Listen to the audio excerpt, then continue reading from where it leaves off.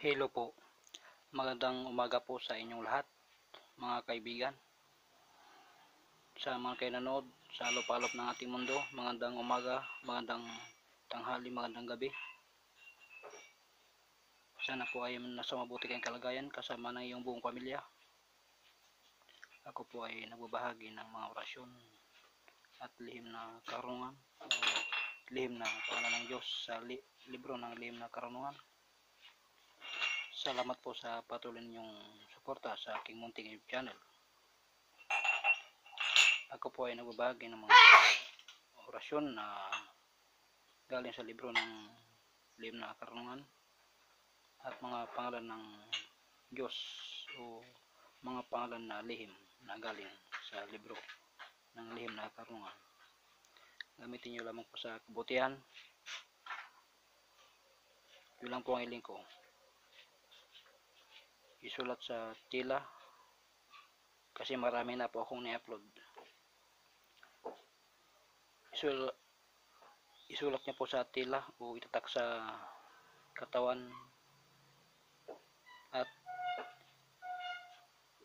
dapat memoryado nyo para kung may paparating na panganib o anumang hindi magandang mangyari sa daan, kusa silang gagalaw dahil sila po ay susi, poder at kapangyarihan at nagbibigay ng kakaibang lakas at karunungan. Hindi po birang mga in-upload ko, sadyang malakas dahil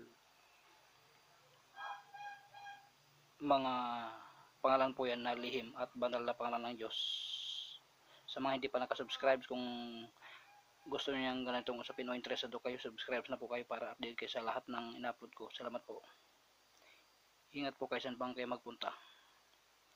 Tayo po ay magdasal araw-araw para po ang biyaya ng Diyos ay mapasa atin. Ang mga ina-upload ko po ay talagang malakas.